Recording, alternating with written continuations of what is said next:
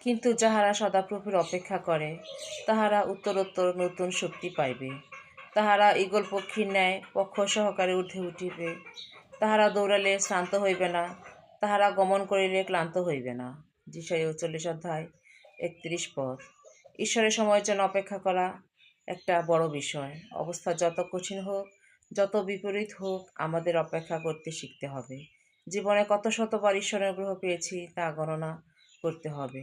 যদি আপনি হিসাব করতে বসেন কতবার ঈশ্বরের অনুগ্রহ পেয়েছেন তা গণনা করে শেষ করতে পারবেন না। কিন্তু অপেক্ষা করুন, তার দয়া গণনা করুন।